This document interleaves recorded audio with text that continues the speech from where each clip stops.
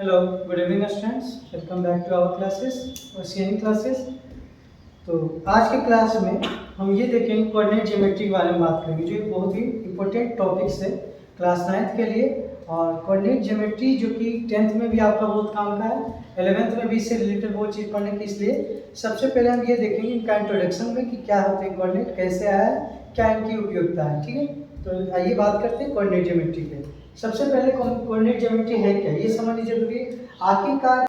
तो सबसे पहले हम ये जानते हैं कि कोऑर्डिनेट ज्योमेट्री का एग्जिस्टेंस यानी ये किस तरीके से मैथमेटिक्स में आया और क्यों इसकी उपयोगिता हुई। ठीक है, यानी इसका क्या यूटिलाइजेशन है। तो देखते हैं, सबसे पहले ये है कि इनका जो खोज किया गया था वो रेने देकार्त के द्वारा किया गया था, है ना, जो कि फ्रेंच मैथमेटिशियन थे। ऐसा सुनने में आया है कि ये बहुत ही आलसी किस्म के आदमी थे और ये क्या करते थे, इनका ये कहना था कि अगर हम कोई चीज़ों के बारे में अगर जाकर सोचते हैं उससे कहीं ज़्यादा हम सोच सकते हैं सो करके या उसे आराम करके। अगर आप देखते होंगे कि कोई भी अगर आप किसी बातों को डीपली अगर इनसाइड सोचना है तो आप आंख बंद कर लेते हैं। आंख बंद कर लेने से क्या हो जाता है कि और आप डीपली सोच पाते हैं। तो इसी तरीके से ये क्या होते थे, सोए हुए रहते थे। आलसी आदमी थे इसलिए सोए हुए रहते थे। मतलब जब इनकी तो एक बार ये क्या देख रहे थे कि इनको एक रिंग देना था अपनी माँ को। तो माँ को रिंग देना था तो एक प्रेयर हुआ था, भगवान से प्रेयर किया कि आप हमें एक रिंग दीजिए। और भगवान या गॉड जो कहते हैं वो एक रिंग दिए। और वो रिंग क्या हुआ ना कि उनके हाथों में ना कर बल्कि क्या हो गया, हवा में अटक गया। अब हवा में अटक गया तो अब ये सोचने लगे कि आखिरकार हम इसे लाए कैसे, यानी इसे किस तरीके से हम गेट कर पाए। तो ये सोचते सोचते एक ऐसे नतीजे पहुंचे कि मान लीजिए कि एक प्लेन हम लेते हैं, एक हॉरिजॉन्टल प्लेन लेंगे और एक वर्टिकल प्लेन लेते हैं, दोनों पे इस तरीके से रखेंगे ताकि वो हमें आसानी से प्राप्त हो सके, है ना, या उससे गेन कर सके। यही आगे चल के क्या हुआ, कार्टेशियन प्रोडक्ट जो हुआ ये आपका क्या हुआ, ये कोऑर्डिनेट ज्योमेट्री के रूप में आया, कार्टेशियन सिस्टम्स के रूप में आया, जो कि कहा जाता है रेने देकार्त ने इनकी खोज 1637 में की थी। कितना किया था, 1637 में। तो इन्हीं के नाम पर, इन्हीं के सम्मान में इन्हें कार्टेशियन सिस्टम बोला जाता है, जो आगे चल के क्या हुआ कोऑर्डिनेट ज्योमेट्री के नाम से जाना जाता है। ऐसे ये पढ़ा क्या जाता है इसमें, ये मैथमेटिक्स का क्या है, ये एक ऐसी शाखा है, ऐसा ब्रांच। तो कहा क्या जाता है कि the branch of mathematics in which geometric problems are solved. क्या कहा जाता है, the branch of mathematics in which geometric problems are solved through algebra by using the coordinate system is known as coordinate geometry. यानी coordinate geometry mathematics की वह एक शाखा है जिसमें क्या होता है, कोई भी ज्योमेट्रिकल प्रॉब्लम जो होती है वो क्या होता है, बाय अलजेब्रिकली यूज किया जाता है। जैसे आगे पढ़ना है, जैसे 10th क्लास में पढ़ना है सेक्शन फार्मूला, है ना, mx2 + mx1 / m + n। आगे 11th में जाएगा तो और भी पढ़ना है, स्लोपिंग पढ़ना है। तो ये सारा चीज पढ़ना है, ये क्या है, ज्योमेट्रिकल इशू है। लेकिन ज्योमेट्रिकली फिगर को, ज्योमेट्रिकली प्रॉब्लम्स को सोल्व किए जाते हैं किसके द्वारा, अलजेब्रा के द्वारा। तो वो क्या कहे जाते हैं, कोऑर्डिनेट सिस्टम कहे जाते हैं या कोऑर्डिनेट ज्योमेट्री के नाम से जाने जाते हैं। अब इसके अलावा ये होते क्या है, इसमें कोऑर्डिनेट ज्योमेट्री में एक प्लेन हुआ, ठीक है, प्लेन को क्या क्या है, हॉरिजॉन्टल प्लेन और वर्टिकल प्लेन हुआ। अब दोनों प्लेन जहाँ एक दूसरे को कट करते हैं वो क्या कहलाते हैं, उसको ऑरिजिन कहलाते हैं। यार क्या बोल सकते हैं, intersection of the two planes, दो लाइंस, यानी क्या हो जाता है, the intersection of two lines is called their origins. क्या कहलाएगा, the intersection of the two lines is called origin and each part is called quadrant. First quadrant, second quadrant, third quadrant and fourth quadrant. तो इस प्रकार हम क्या देखते हैं कि ये पूरा प्लेन जो है ना वो निम्नलिखित कितने हुए, 4 क्वाड्रेंट में डिवाइड हो गया है। पहले क्वाड्रेंट को क्या बोलते हैं, फर्स्ट क्वाड्रेंट, दूसरे क्वाड्रेंट को क्या बोलेंगे, second quadrant, third quadrant and fourth quadrant. ठीक है, इसी तरीके से इनके लिखने की कुछ क्या तरीके हैं जो कि ऑर्डर्ड पेयर कहलाते हैं। ऑर्डर्ड पेयर क्या होते हैं भाई, कि a pair of numbers A and be listed. अब ये समझिए, a pair of numbers A and be listed in a specific order with A at the first place and the be in the second place, that is called ordered pair. कहने का मेरा ये मतलब है कि इसका ये फर्स्ट क्वाड्रेंट सेकंड क्वाड्रेंट की बात करते हैं। अब इसमें क्या है, इसको साइन कन्वेंशन की बात करेंगे। तो ये चीज समझिए कि ये क्या है, क्या तो एक क्वाड्रेंट है, तो अब जानते हैं कि राइट साइड का जितना भी लेंथ होता है वो क्या होता है, उसकी डिस्टेंस हमेशा पॉजिटिव रखी जाती है। जो अपर साइड की लेंथ होती है उसकी डिस्टेंस क्या होती है, पॉजिटिव रखी जाती है। और ये क्या हो गया, इधर का जो साइड है ये क्या, इसी का एक साइड में ये इमेज है, तो ये क्या आ जाएगा इसका, अगर इधर प्लस में तो इधर साइन क्या आ जाएंगे, नेगेटिव हो जाएंगे, यानी माइनस साइन हो जाएंगे। इसलिए अगर इधर x एक्सिस है तो इधर क्या x डैश एक्सिस है, इधर y एक्सिस है तो इधर क्या y डैश एक्सिस है। तो यहाँ क्या आ जाएगा, राइट साइड का डिस्टेंस प्लस में आते हैं और लेफ्ट साइड का डिस्टेंस क्या आते हैं, नेगेटिव होते हैं। अप साइड का डिस्टेंस क्या होते हैं, पॉजिटिव होते हैं। राइट बिलो साइड का क्या होगा, यानी नीचे का जो साइड होगा वो क्या होगा, नेगेटिव होगा।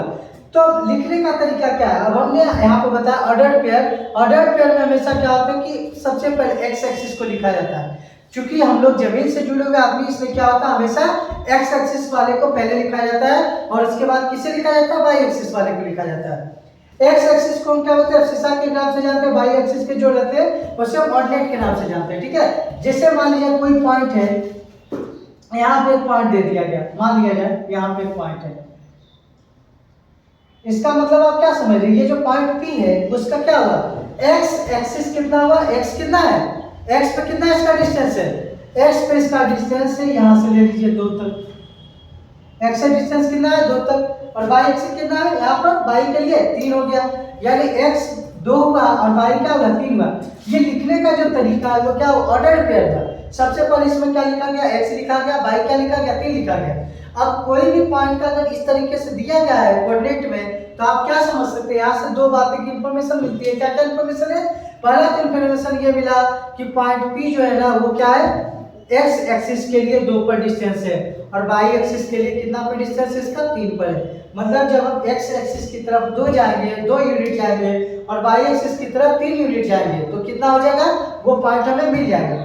मान लिया जाए रेले दकार्ते का लिंक यहाँ पे थर्ड का हुआ, तो क्या आ जाएगा, जब हम एक्स एक्सिस पर 2 यूनिट गए, ठीक है, यानी 2 यूनिट गए, मान लीजिए 1 यूनिट और 2 यूनिट गए और वाई एक्सिस की तरफ क्या गए, 3 यूनिट गए। तो जैसे 3 यूनिट जाएंगे तो कौन पॉइंट मिलेगा हमें, P पॉइंट मिलेगा। इसलिए ये P का कोऑर्डिनेट क्या कहलाएगा, 2 और 3 कहलाएगा। P का कोऑर्डिनेट क्या कहलाएगा, 2 और 3 कहलाएगा। तो ये इसका कोऑर्डिनेट लिखने का तरीका हुआ ऑर्डर पेयर में। कई लोग ये कहते हैं सर A और B ये सेम है क्या, B और A के। मान लीजिए आप तुम भी सोचो कि अगर x 2 लिखें और y 3 लिखें, क्या ये 3 और 2 दोनों इक्वल है? इसका मतलब क्या है, ये 2 जो लिखा हुआ है इसका ये मतलब है कि x एक्सिस पर इसका डिस्टेंस कितना है, वो 2 है। x एक्सिस पर डिस्टेंस कितना है, 2 है, जबकि y पर कितना है, 3 है। और अगर हम ये लिखते हैं 3 और 2, इसका मतलब क्या आ जाएगा कि x एक्सिस पर डिस्टेंस इसका 3 पर है और y के लिए कितना हो जाएगा, 2 हो जाएगा। तो दोनों तो अलग अलग बात हो गया, दोनों पॉइंट कहाँ पे आ जाएगा। मान लीजिए अगर हम x 3 लिखते हैं और y 2 लिखते हैं तो ये पॉइंट कहाँ पे होगा, इस पॉइंट पे आ जाएगा। किस पॉइंट पे आएगा, इस पॉइंट पे आ जाएगा। अब ये सोचिए कि क्या ये दोनों पॉइंट सेम है, हो सकता है क्या सेम, x जब 3 होगा y 2 होगा तो क्या ये दोनों पॉइंट सेम है। मान लीजिए ये P है और ये Q है, तो P और Q दोनों एक ही पॉइंट है, बोल सकते हैं नहीं ना। तो इसका मतलब है कि ये दोनों पॉइंट भी आपस में इक्वल नहीं है। जब 2 पॉइंट ही इक्वल नहीं हो सकते तो 2 लाइन कैसे इक्वल होंगे भाई। और जब दोनों का दोनों ये क्या आ जाएगा, कोऑर्डिनेट बिल्कुल अलग है, इसका 2 3 है और इसका क्या 3 2 है, समझ रहे। अब देखिए क्या होगा, अब देखते हैं कि कुछ साइन कन्वेंशन की बात करते हैं। तो पहला तो आप जान चुके हैं कि सबसे पहले x एक्सिस लिखा जाता है और दूसरा क्या लिखा जाता है, y एक्सिस लिखा जाता है। तो अगर हम शॉर्ट फॉर्म में ये बोले आपसे, देखिएगा ध्यान से देखिए, आप सभी लोग समझ में आएगा बिल्कुल। अगर आप देखते हैं तो बिल्कुल इजी वे में आएंगे। ये x एक्सिस का हुआ, ये क्या हो गया, y एक्सिस का हुआ, ये ओरिजिन हुआ। अभी हमने बताया आपको कि सबसे पहले x लिखा जाता है, फिर क्या लिखा जाता है, y लिखा जाता है। तो ये x और y, यहाँ भी क्या लिखा जाएगा, x और y, यहाँ भी क्या लिखा जाएगा, x और y, यहाँ भी क्या लिखा जाएगा, x और y, ठीक है। ये कोऑर्डिनेट की जब बात करें तो ये फर्स्ट क्वाड्रेंट हुआ, ये सेकंड क्वाड्रेंट हुआ, ये थर्ड क्वाड्रेंट हुआ, ये फोर्थ क्वाड्रेंट हुआ, समझ रहे हैं। अब सोचिए ये कि ये पहले क्वाड्रेंट में है, पहला क्वाड्रेंट के लिए x क्या होता है, प्लस होता है, पॉजिटिव वैल्यू रखता है, और y क्या रखता है, निगेटिव वैल्यू रखता है। इसलिए यह y इसमें क्या है, प्लस वैल्यू है। अगर हम फर्स्ट क्वाड्रेंट की बात करें तो x एक्सिस का क्या होगा, ये x एक्सिस भी प्लस में होंगे, y एक्सिस का भी पॉइंट क्या होगा, प्लस में होगा। इसलिए इसमें क्या होगा, प्लस है, प्लस होगा। अब देखिए y इधर की सेकंड क्वाड्रेंट की तरफ चलते हैं। सेकंड क्वाड्रेंट की तरफ चलेंगे तो x यहाँ पर क्या है, ये क्या आ जाएगा, इधर का साइन निगेटिव और y क्या है, पॉजिटिव, इसलिए इसका साइन क्या हो जाएगा, x निगेटिव y पॉजिटिव। अब थर्ड क्वाड्रेंट में देखिए x क्या है, निगेटिव है और y भी क्या है, नीचे की तरफ है, तो ये भी क्या हो जाएगा, निगेटिव हो जाएगा। कहने का ये मतलब है थर्ड क्वाड्रेंट के लिए x भी निगेटिव और y भी निगेटिव होगा। इसमें देखिए फोर्थ क्वाड्रेंट में x तो हमारा दिख रहा है कि पॉजिटिव, x क्या है, पॉजिटिव है, लेकिन y क्या है, निगेटिव है, इसलिए इसमें फोर्थ क्वाड्रेंट का क्या हो जाएगा सिस्टम, प्लस और माइनस का होगा। तो अगर हम साइन कन्वेंशन की बात करें, अगर हम साइन की बात करते हैं तो फर्स्ट क्वाड्रेंट का साइन क्या आ जाएगा, फर्स्ट क्वाड्रेंट का साइन हो जाएगा x प्लस और y भी प्लस होंगे। सेकंड क्वाड्रेंट में क्या होंगे, x निगेटिव होंगे और y क्या होंगे, पॉजिटिव होंगे। थर्ड क्वाड्रेंट की अगर हम बात करें तो x भी निगेटिव होंगे और y भी क्या होंगे, निगेटिव होंगे। अगर हम फोर्थ क्वाड्रेंट की बात करें तो इसमें भी क्या आ जाएगा, x तो पॉजिटिव हो जाएंगे बट y क्या आ जाएंगे, निगेटिव हो जाएंगे। क्लियर है, यहाँ तक आ रही बात समझ में। फर्स्ट क्वाड्रेंट में क्या आ जाएगा, दोनों पॉजिटिव, यानी x भी पॉजिटिव और y भी पॉजिटिव। अगर हम सेकंड क्वाड्रेंट की बात करेंगे तो क्या आ जाएगा, x निगेटिव होगा और y क्या आ जाएगा, y क्या होगा, पॉजिटिव होगा, x निगेटिव और y पॉजिटिव। थर्ड क्वाड्रेंट में क्या होगा, थर्ड क्वाड्रेंट में होगा x भी निगेटिव भैया और y भी निगेटिव। अगर हम फोर्थ क्वाड्रेंट की बात करें तो इसमें क्या हो जाएगा, x तो पॉजिटिव हो जाएगा बट क्या होगा, y निगेटिव होगा। तो इसी तरीके से ये क्वेश्चन आता है, हमेशा देखने को मिलता है कि मान लीजिए आपसे कोई पूछ दिया कि बता रहा हूँ कि यहाँ -2 और 3 ये किस क्वाड्रेंट का है। यहाँ पर देखेंगे सभी लोग ध्यान दें कि अगर x का एक पॉइंट दे कि -2 और 3, मान लीजिए कोई पॉइंट है, P है, M है, N है, कुछ भी है, तो अगर ये आपको पॉइंट दिया हुआ -2 और 3 तो आप बताइए कि किस क्वाड्रेंट का है। देखिए x क्या है, माइनस में है, y क्या है, प्लस में है। तो x निगेटिव y पॉजिटिव का है भैया, x निगेटिव y पॉजिटिव किसमें है, सेकंड क्वाड्रेंट में। किसमें है, सेकंड क्वाड्रेंट में। तो हम इसे बोलेंगे कि चचा इसमें क्या है, सेकंड क्वाड्रेंट है। क्या है, सेकंड क्वाड्रेंट में ये पॉइंट है। अगर मान ली जाए कोई आपसे फिर पूछता है कि भैया क्या, तो ये वाला पॉइंट बताइए तो कहाँ रखा हुआ है, 3 और -2, तो आप बताइएगा कि x क्या है, पॉजिटिव है और y क्या है, निगेटिव है। अब x जब पॉजिटिव होगा और y निगेटिव होगा, सोचिए कहाँ होगा, x पॉजिटिव होता कहाँ है, x पॉजिटिव या तो फर्स्ट में होता है या तो फोर्थ में होगा। तो दिमाग में तो ये चीज आपको आ गया होगा कि ये तो फर्स्ट या तो फोर्थ। लेकिन हम ये सोचते हैं कि अगर फर्स्ट में होगा तो दोनों प्लस में होना चाहिए थी, और यहाँ तो क्या है, y निगेटिव है। तो आप समझ गए ना जी कि ये फर्स्ट में नहीं होगा, तो कहाँ होगा, फोर्थ में जाके गिरेगा। कहाँ गिरेगा, ये फोर्थ में जाके गिरेगा, यानी कि ये जो क्यू पॉइंट है किस क्वाड्रेंट का है, फोर्थ क्वाड्रेंट का है। क्लियर है, आ रही बात समझ में। अगर मान लीजिए कोई पूछा कि मान लीजिए r जो है ना वो -4 है और -5 है, इसका मतलब क्या समझे कि x भी -4 है और y भी क्या है, -5 है। इसका मतलब क्या आ जाएगा, किस क्वाड्रेंट में जाएगा। अब तो ये समझिए कि निगेटिव किस में होगा, x निगेटिव किस में होता है, या तो सेकंड या तो थर्ड। तो सही बात तो ये आती है कि अगर सेकंड की हम बात करें तो y कहाँ चला जाता है, ऊपर की दिशा में। तो ऊपर की दिशा में y तो हमेशा पॉजिटिव रख लेगा, तो निगेटिव तो हम दोनों है, तो क्या हो जाएगा, x भी निगेटिव y भी निगेटिव। तो किस क्वाड्रेंट में चला गया भैया, ये चला गया थर्ड क्वाड्रेंट में। कहाँ चला गया, थर्ड क्वाड्रेंट में। तो आप यहाँ तक तो अब समझ पा रहे हैं कि ये भी सीख लिए कि किस पार्ट को किस क्वाड्रेंट में लिखना है, किस क्वाड्रेंट में देखकर बताना है आपको। ये आप बस मात्र आप उसके साइन पे बता सकते हैं। जैसे अगर हम आपसे फिर पूछें कि बता रहे बाबू कि 2 और 3 किस क्वाड्रेंट में है, तो आप बोलिएगा कि फर्स्ट क्वाड्रेंट में सर। अगर हम पूछ लें कि -2 और -3 इस क्वाड्रेंट में भैया, तो आप बोलिएगा सर -2 और +3 है, यानी किस में चला गया, x निगेटिव y पॉजिटिव, यानी सेकंड क्वाड्रेंट में चला गया। अगर हम बोले कि दोनों अगर निगेटिव हो जाए बच्चा, तो क्या बोलेंगे कि थर्ड क्वाड्रेंट में हो जाए। या फिर हम ये बोले कि फोर्थ क्वाड्रेंट में, यानी x पॉजिटिव और y निगेटिव हो जाए, तो ये फोर्थ क्वाड्रेंट में चला जाएगा। तो अब तक ये जो पढ़े हैं आप, क्या क्या बताएं, क्या क्या सीखे। सबसे पहले तो आप ये सीखे कि कोऑर्डिनेट है क्या, कोऑर्डिनेट आया कहाँ से, कोऑर्डिनेट कौन खोज लिया, है ना। जरूरी है ना, क्योंकि बहुत सारे बच्चे क्या आते हैं, बहुत मतलब अपने आप को वियर्ड महसूस करते, इसलिए कि पता नहीं कहाँ से ये होता है, नहीं तो हमें पढ़ना ही नहीं होता। तो बेचारे रेने दकाते का इसमें क्या दोष, वो तो अपने माँ के लिए मुट्ठी लाने गए थे, खैर ले आए तो ले, सही। तो ये क्या हो गया, 1637 में रेने दकाते ने इसकी खोज की थी। इन्हीं के नाम के समान इनका नाम पड़ गया क्या, कार्टेशियन प्रोडक्ट पड़ गया, है ना, कार्टेशियन सिस्टम पड़ गया, जो कि कोऑर्डिनेट ज्योमेट्री हो गया। कोऑर्डिनेट ज्योमेट्री का हमने डेफिनेशन बताया, क्या बताया, the branch of mathematics in which we study geometrical problems by quantitative, इसका यूज करके by through algebra by using the coordinate geometry. ये क्या कहलाएगा, कोऑर्डिनेट ज्योमेट्री कहलाएगा। कहने का ये मतलब है the branch of mathematics in which geometric problems are solved through algebra, यानी ज्योमेट्रिक प्रॉब्लम ही है, लेकिन सॉल्व किससे होगा भैया, तो अलजेब्रा से होगा। जैसे कहिएगा सर कि ये कुछ समझे नहीं, दिमाग में कुछ आया नहीं, अटपटा सा लग रहा है कि ये ज्योमेट्रिक प्रॉब्लम है, तो अलजेब्रा कैसे ले आए। तो आप समझोगे बच्चा आगे पढ़ना है। क्या पढ़ना है, मान लीजिए कि 10th क्लास में ये पढ़ना है कि मान लीजिए पी है और ये क्या है क्यू है, इसका कुछ दे दे 3 2 और इसका कुछ दे दे 4 5, है ना। अब बोलोगे बच्चा बताओ कि पी क्यू का लाइन का कितना डिस्टेंस है, तो ये किसमें पढ़ना है, डिस्टेंस फार्मूला पढ़ना है। किसमें पढ़ना है, डिस्टेंस फार्मूला में पढ़ना है। तो ज्योमेट्रिकल है दिया हुआ, लेकिन किसको निकालना है, कैसे निकालना है भाई, तो अलजेब्रा के थ्रू निकालना है। अलजेब्रा क्या है जी, तो डिस्टेंस इक्वल टू होता है बच्चा x2 माइनस x1 का whole square plus y2 minus y1 का होल स्क्वायर। चूंकि हम अभी नहीं बताएंगे ये सब क्योंकि गड़बड़ा जाइएगा, है ना, तो इसलिए हम सोच रहे कि स्टेप टू स्टेप आपको करते जाए ताकि आप स्टेप टू स्टेप सीखते जाएं, है ना। तो उसके बाद आते जैसे एक और पढ़ना है कि एक और समझ लीजिए, जैसे आप लोग एरिया ऑफ ट्रायंगल पढ़े है ना। एरिया ऑफ ट्रायंगल क्या है, एरिया ऑफ ट्रायंगल बहुत तरीके से निकालते हैं। कैसे निकालते हैं, अगर मान लीजिए कि ऐसे एक साइड दिया हुआ, ऐसे करके वो ट्रायंगल बना दिया और ये हाइट दे दिया, ये बेस दे दिया, बना दीजिएगा फटाक से।